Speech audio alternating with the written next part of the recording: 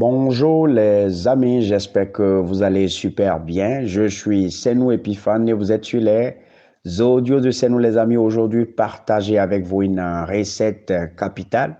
Le thème du jour s'appelle les trois stratégies pour bâtir un business prospère. Les amis, que vous soyez un auto-entrepreneur, que vous soyez un salarié et que vous ayez décidé de bâtir un business prospère, voici trois stratégies révolutionnaires avec lesquelles vous pouvez augmenter et exploser votre chiffre d'affaires. Ces trois stratégies que je partage avec vous m'ont été enseignées en 2017 aux États-Unis. J'étais aux côtés d'un homme très prospère en matière des affaires qui m'a fait asseoir et qui m'a dit, Epiphane, voici trois stratégies révolutionnaires avec lesquelles tu peux bâtir n'importe quel business de complètement du trou et venir à un score international, si vous voulez aussi mondial.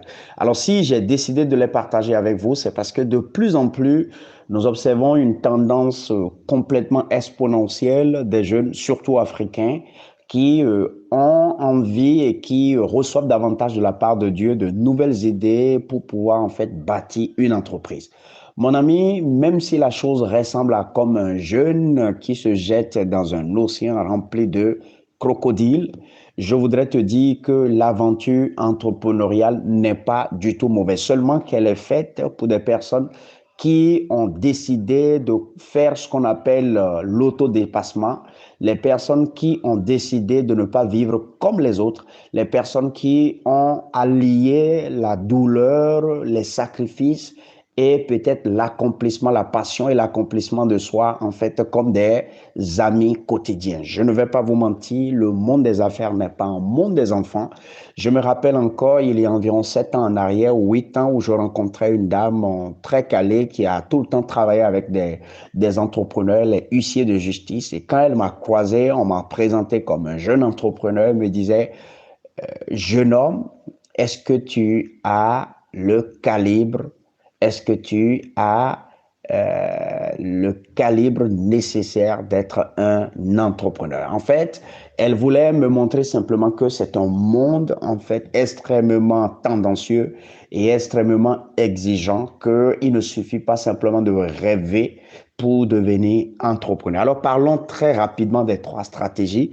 La stratégie numéro un s'appelle bâtir une marque et créer un mouvement. Bâtir une marque et créer un mouvement. J'ai croisé en Afrique, surtout ici, beaucoup de personnes, beaucoup de jeunes qui se lancent dans les business et qui se contentent de vendre des produits, voilà, de mettre leurs produits sur statut et de dire, moi, je vends ceci, ça coûte tel montant, inbox et je te dirai les prix, voilà. Je vais vous dire que c'est la pire méthode et stratégie de vendre une entreprise, de vendre une vision. Vous ne devez pas l'oublier, vous ne devez pas aussi l'ignorer. Personne ne cherche effectivement à acheter un produit, à part les produits de première nécessité. En fait, si nous nous levons, nous devons prendre du riz, nous allons peut-être dans notre contexte manger la pâte et nous avons besoin peut-être de la farine, etc. Nous tombons malades, nous avons besoin d'aller à l'hôpital pour nous soigner, acheter les médicaments, etc. Il y a en réalité, quand vous vous lancez dans certains business, vous ne pouvez pas vous comporter comme si les gens ont nécessairement besoin de votre produit. Et c'est pour cela que je déconseille vivement que les gens se mettent dans la psychologie de présenter les produits comme tout le monde. Ça, tout le monde peut le faire. Et si vous avez envie de bâtir un business à l'international et surtout d'envergure prospère, vous devez éviter cela. Ce que vous avez besoin de faire, c'est de bâtir une marque.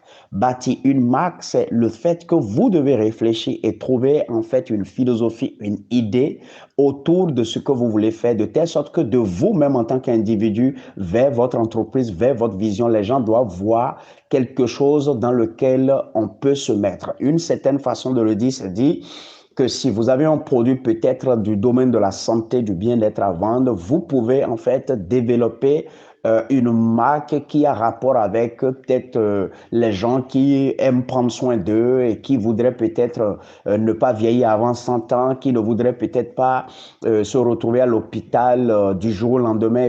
En fait, vous avez besoin de sortir une philosophie et autour de cette philosophie bâtir une marque. Et on ne bâtit jamais une marque sans commencer par soi-même. Vous-même, vous devez devenir en fait une marque, vous devez devenir une image, vous devez devenir quelque chose qui attire et c'est à partir de là que vous bâtissez votre marque. Ça, c'est un élément très important et je l'appelle aussi bâtir un mouvement. Un mouvement, c'est comme quelque chose de nouveau que les gens voient, qui a une philosophie, qui a une structuration et tout le monde, d'une certaine façon, a envie en fait d'y se retrouver. Ça, c'est la stratégie numéro 1.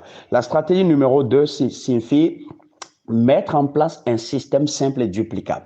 Oui, un business ne peut véritablement passer à une envergure internationale et exploser que si les personnes qui font partie du mouvement, qui font partie en fait de votre cercle, si ces personnes ont une simple facilité d'en parler et surtout en fait de le présenter ou de le vendre. Donc, si vous voulez que véritablement votre business explose, vous avez besoin de réfléchir, de mettre en place un système. Le système doit être simple. Simple veut dire que ça ne va pas vraiment être exigé pour les gens. Vous le savez, nous sommes de plus en plus dans un monde où les gens ont déjà beaucoup de problèmes et les gens ne veulent plus en fait être avec des personnes ou être au contact des choses qui vont davantage leur amener de problèmes. Qu'est-ce que les gens veulent? Ils veulent des solutions, ils veulent des choses simples, ils veulent des choses amusante. Et c'est pour cela que vous avez besoin de réfléchir et de mettre en place quelque chose de simple, d'amusant, qui va en fait être facilement duplicable. Duplicable veut dire que n'importe qui prend contact avec vous est capable, lorsqu'il en devient un fan, est capable en fait de le faire. Ça n'a pas besoin que l'on soit d'une certaine catégorie, ça n'a pas besoin que l'on soit d'un certain niveau intellectuel, non. Vous devez réfléchir à quelque chose qui pratiquement élimine les grands critères et qui offre à tout le monde une chance de le faire de façon simple et de façon fanatique.